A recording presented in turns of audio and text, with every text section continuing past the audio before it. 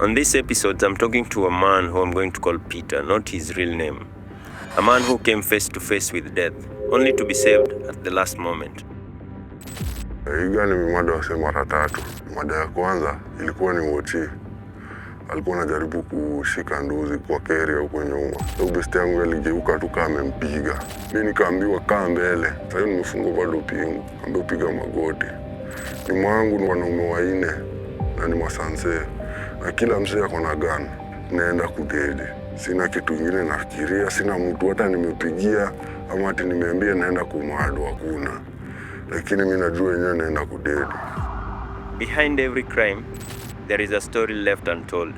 This is Voices in Darkness, where the shadows finally speak.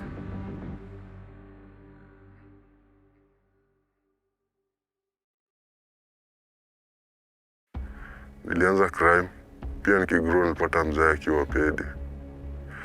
So life ilikuwa tough kiasi. Nikajipata tu kwa vitu zingine ngumu. While mimi kwa lifetime yangu sikuwa nimepangia na kuja kuingilia crime. But through company yenye nilianza kukaa nayo, nikajipata nimeanza kujiengage kwa hizo vitu. Kuna besti yangu alikuwa anaitangwa budaki alikuwanga Wochi. Boss wake mwenye alikuwa amemwandika kazi. Ilifika time akaenda Mwaju. Yeye ndo aliachiwa hiyo area, hiyo compound ya huo msee, hiyo boma yake. Sasa buda alienda akapiga search huko msee, akapata ndenga na vitu kadhaa. Akachukua hiyo ndenga akakuja nayo kwake ghetto. Kuna besti yangu huyo sasa. Ndo walikuwa wameelewana vizuri sana. Walikuwa wameshikana hapo, walikuwa wanasikizana vifiti. Namwambia mimi kuna kitu nilikuwa nataka nikuletee, amuka muione huku hivi kwetu. Mwenye alipata pigana kujua ground ya kwanza, ya pili hatukurudisha, ilikuwa pistol. Akaniambia Peter, nadai twende round na wewe. Venye tu tumezoea tulikuwa tunaendaga snatching, lakini saa kuna ubo yetu walikuwa wanaitwa ndo walikuwa na pikipiki. Mimi nilikuwa msaksua. Nani ndo alikuwa gunman, ndo alikuwa na point nini kustrike kila kitu. But sasa palipenye mimi nilijulia niendenga, senye tulifika area zingine hapo area. Kuna mse tulipatana naye alikuwa tu anatembea baro, alikuwa anatenjea ameshikilia kwa mkono. Sasa mimi nikajua hii tunaenda tuka kusnatch venye tumezoea kawaida. Mimi nikaona ametoa ndenga na amekok, na kaambia mse kaa chini, akaniambia changamkia mse, chukua hizo stakabadhi zenye ako nazo. Mimi nikachangamkia kijana huyu mse mwenye alikuwa anatembea baro, nikamzama, nikatoa tenje na wallet yake kwa 600 za juu. Sasa ndo crime ya pili. Tuliendaga huko hivyo area ya tulikuwa tunaacha kila msee amelala chini. Hivyo ndo tulikuwa tunadua. Sisi tukatoka, tukaingia huko chini, tukagawana vitu zetu. Kila kitu kenda tu kawaida venye tulikuwa tumezoea. Hakuna kunuka kulenuka, hakuna mtu wa kutafuta. Igani mimada wase mara tatu. Design naisema hivyo simple, si mimi nilikuwa na pull hiyo trigger. But nilikuwa na witness niko hapo, naona. Mada ya kwanza ilikuwa ni Wochi. Alikuwa anajaribu kushika nduzi kwa keria huko nyuma. Tulikuwa tumeibia msee na alikuwa mahali penye alikuwa karibu na hiyo gate yenye Wochi alikuwa anachunga. After tumesakso msee, si tukitaka kuenda Wochi akatoka mbio kwa gate, hata tukuwa tuna expect nini ama nini, ati kuna mtu ako within karibu. Ndo Wochi akakuja mbio, venye Wochi alikaa mbio kushika nduzi kwa keria. Besti yangu ndo alikuwa nyuma na ndo alikuwa na kitu, mimi nilikuwa katikati. Sasa aligeuka tu kama ametoa hivi akampiga. Alafu mzee akaroda hapo chini. Sisi kwa akili zetu tulikuwa tunaweka hiyo sana. Sisi tulikuwa tunasema tu labda tu alianguka akachukuliwa kapeleko. Ukiangalia hata venye unaweza sema hivyo ni mzee amededi. Mada ya pili ilikuwa area bado ilikuwa the same ilikuwa watchman. But hiyo saa ilikuwa tough kiasi juu. Wochi alikuwa shaona kenye tunaenda kufanya. Juu tulikuwa tunaenda kushika gari ingine ilikuwa inaenda kuingia kwa gate. Kuna geti ya kwanza ilikuwa hapo, ya pili sasa ndio hiyo gari ilikuwa imesimama. Ndo tukienda kuchukua hii gari, huo Chia akakuwa amejua kenye alisoma akili yetu, akaona sasa wanaenda kuiba, juu leo ameshikilia gari akakimbilia. Sasa yenye alienda hivi rungu akafinya mara 2 akamfinyia huo msee akadedi pia. Hatukuwa tunapenda ati hizo stori za scene, tukishaingia gate ulikuwa tu zip ni hivyo. Hakuna story tunaongelea ati sijui nini, bora tushagawana kila kitu ni hivyo. Hakukuwa na hiyo story ati sijui unajua ulimwada msa. Tukuwa tunadai hiyo story juu tulikuwa nasikia rumors. Ukishinda ukiongelea mtu umeua, ndo utaanza kuona hizo picha mingi. So si hatukuwa tunaongelea sana. Mada 3 tulipigia huko area. Ilikuwa kitu masaa 2 hivi jioni. Tukapangana vizuri. Si tulikuwa hatuko wale ati tunaenda ati tumechorewa nini. Tulikuwa tunaenda, unatoka tu baro ukipiga lap, mtu mwenye unapatana naye baro ndo una arrest. So ndio tulitoka kama tumeenda area. Suko ndo tulichukulia msee wa kwanza. After kuchukua msee ndio ilikuwa scene, haikuwa mchezo. Juu msee alikuwa amekimbilia, Chia alikuwa anakimbilia Nduzi. Alikuwa anaenda kutoa kifungu kwa pikipiki mahali penye tulikuwa after me arrest msee mmoja, ameshachukua simu yake. Alikuwa na lapi yule, shachukua simu yake na lapi na wallet. Sasa tukirudi kwa Nduzi, alikuwa Masai, huyu na alikuwa Masai, hakuwa na uniform watchman, lakini alikuwa anachunga within hizo area. Sasa alikuwa anakimbilia kutoa kifungu ya pikipiki. Sasa kwa hiyo harakati before afike, alikuwa ameenda kufikia Nduzi. Akaanza kumtoa mkono ndo asifikie pikipiki. Akakuwa shafika, akampiga. Akadedi. Huo niliwitness live, si ati ile tulienda katujaona, tuliacha tumuone nyuma mzima.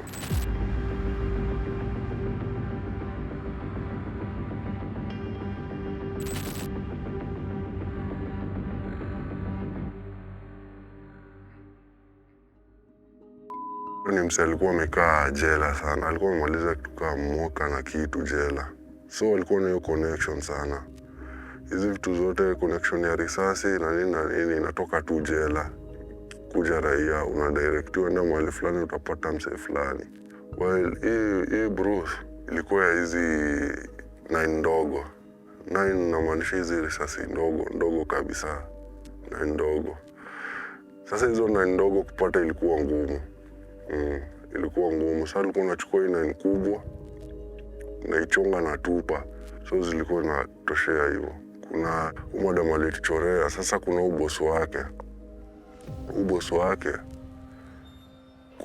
ni rafiki na mwenye ako na duka kaa hii yake. Lakini urafiki yake, do yake hakuwa na ati anatoa hapo kila siku kama venye mfanyikazi wa biashara anaweza kuwa kidu. Alikuwa anakaa after a month, anajaza do hapo, alafu anakuja anatoa kwa mwezi, alikuwa anatoa Friday moja.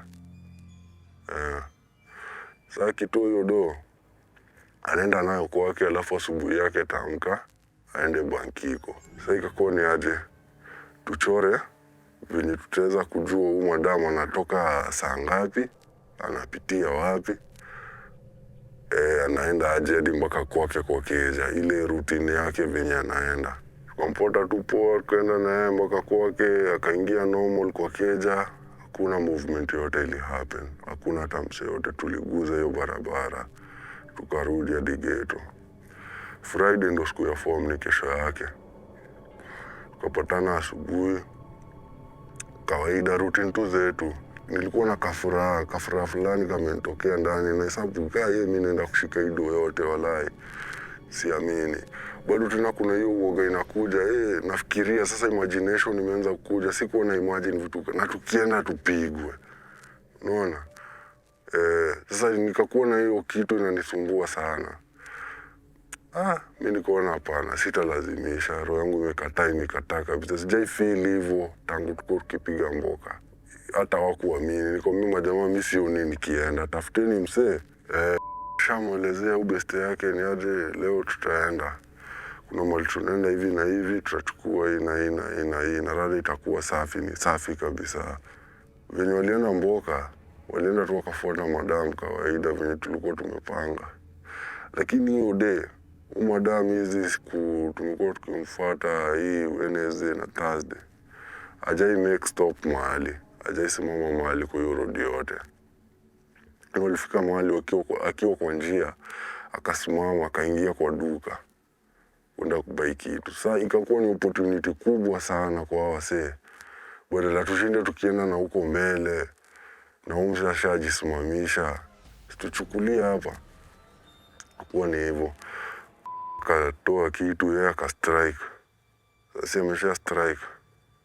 Madam yeye akatii, wakachukua bag, ndani do iko hiyo 1.5, do iko ndani. Madam amelala chini. Madam venye amedozi chini, katulia, au wakatoka, wakienda kuenda, wakapanda nduzi. Sasa madam venye hao shachukua do kila kitu, ni kuenda wanaenda. Madam aliamka na akapiga nduru. Yeye akafiatua moja juu. Unaona? Within hiyo area kuna makara walikuwa patrol. Wakakuwa wamesikia hii sauti imetoka mahali fulani yuko mbali, yuko hakuwa mbali. Kuna posti kopo ama sanso alikuwa anatoka hapo. Yeye ndo alikuwa mse wa kwanza kupigwa. Juu ama sanso waliona ndenga akikimbia, hiyo wakati alikuwa anakimbia waliona ndenga. Usansesi akapigwa wa kwanza, akampigia hapo, ikatokea kwa hii macho ya huku ya left, akakuwa ameanguka. Sasa pia yeye alikuwa anaenda kupanda nduzi. Kabla afikie nduzi pia akakuwa amepigwa vitu 6, alipigwa 2. Hiyo hapa hivi, hapa kwa kichwa na moja kwa chest. Akienda kupanda nduzi, ama sanso alikuwa anamuona vizuri, so yeye alichukua zake 6, alipigwa risasi 6. Kaderi alienda sasa venye alikuwa anaenda kuwemo Kaderi, yeye aligurumisha nduzi. But sasa nse mmoja akakuwa shapiga hiyo kidi, hiyo sanse haikupiga huo kijana, risasi hiyo karawa haikupiga huo kijana, ilipiga kwa tangi ya nduzi. Huo kijana kabla au sanse aende kupiga tena akakuwa potelea onekani. Kitu ya kwanza ubo alikuja akaniambia, umeenda huko na hawa se, usikile wenyewe, kamenuka. Umenuka aje? So wamebaki. Nikamwambia kitu ya kwanza, usijaribu kuambia mtu, ama ujaribu ati kutangaza venye tulikuwa tumezoea tu kitambo tukiwa nao. Usijaribu kutangaza ama kuambia msee, tulikuwa na wasee kwa sini wakabaki. Wache kuwa ni mimi na wewe tunajua. Unaona? Mwaka ile siku nyawa so watakuja kujua wasee walipigiwa area fulani na nini. Lakini usikubali mtu ajue ati ni wewe. Ikakuwa ni hivyo. Kachukua nduzi hapo mtaani, mpaka huko hivyo hapo STT, nikapata watu wamejaa. Mtu wa kwanza nikaona alikuwa few steps nyuma yake, ni kama mtu alikuwa anavuka baro, lakini alipigiwa akiwa katikati ya barabara. Nikaona yenyewe ni real, kitu si ati ni mchezo. So wamededi. Nikarudi mtaa, nikafanya vitu zangu tu kawaida, kunyamaza, sina mambo mengi, hakuna mtu na-explainia kitu. Watu wanajua tu mimi ni shop, huyo hata uwizi anaga nini. Nimenyamaza. Siku ingo na ile uoga sana, but nilikuwa nimeanza kustuka, nikaona hapana, ama ni kama kuna vitu zingine zinaenda kuchemuka. Nimetulia kijani, nimeshafunga shop nini kila kitu. Jioni wifi kanikujia, hawashajua venye kumeenda, hawasa wamededi. Sunday tukaenda asubuhi kuconfirm body, na nikaona yenye walikula zake 6. Alipigwa hii area, hakupigwa kichwa mali, lakini alipigwa hii area. Ndo alikuwa amepigwa hapa, imetokea macho ya left na kidi moja kwa chest. Si tuko hapo mocha, tumetulia, tunajua sasa. Mimi kwanza kwa roho yangu nilikuwa najua wase wamesha dedi. Niko na wasiwasi on memorial, nimelose memorial, nimebaki mimi, sina company sasa. Tukiwa tumetulia hii, kuna gari ya huko Lang'ata, Subaru, ilikuja na squad kadhaa ya masanse kawa hii wapo hivyo ya DCI hapo Lang'ata. Wakakaa City. Kukaa mso wamekuja kuongea na familia ya wenye wamededi. Saa hao masanse kufika wakaulizia kuna kijana fulani, kuna kijana alikuwa anatembea na hawa. Sasa hiyo mimi niko hapa. Alikuwa anatembea na hawa jamaa. Na huyu kijana wamefanya crime na hawa vijana wenye wamededi. Na tunashuku hata alikuwa hapo akaponea. Si mimi niko hapo tu nasikia. Mimi after kusikia tu huo sanse ameanza kusema hivyo. Na akakonfirm mpaka jina. Akasema huyu kijana anaitwa Peter. Mimi nikajua hapa sasa. Sijui information hao wamepata aje, imetoka wapi. Unaona? Mimi nikaanza kuvuka baro juu nishasikia hawa sasa wanatafuta mtu na wajui sura yake, unaona? Na niko hapo nishasikia. Mimi nikaanza kuvuka baro. Nikavuka baro kwanza, nikavuka ya pili. Sini hapo Daystar Valley Road ndo hii.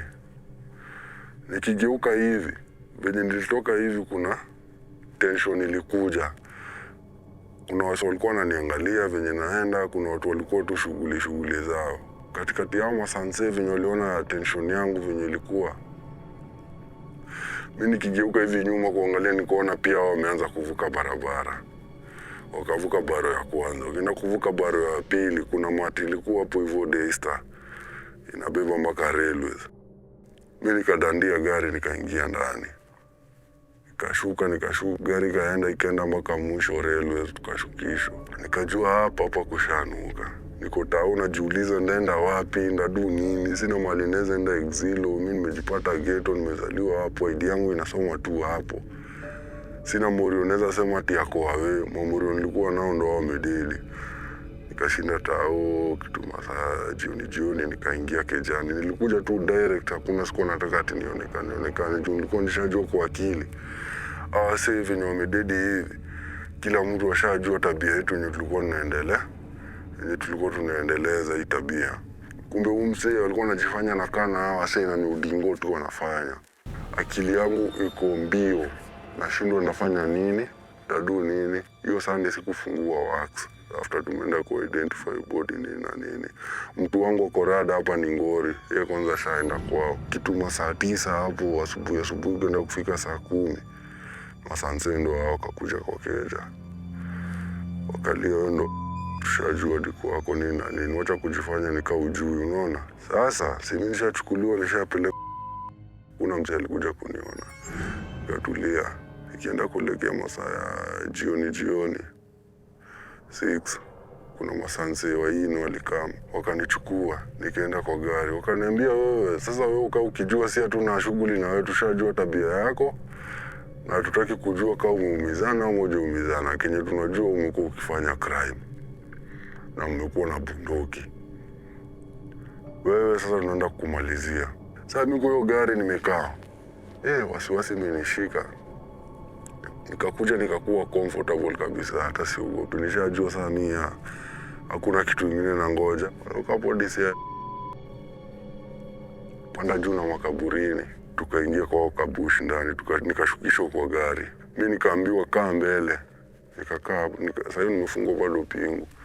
Nikaambiwa kaa mbele, nikakaa mbele. Kaambiwa piga magoti. Nyuma yangu ni wanaume waine na ni masanse. Na kila msee ako na gun. Sasa mara ya mwisho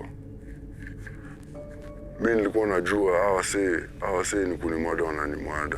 Nimesha kneel, nimepiga magoti zangu.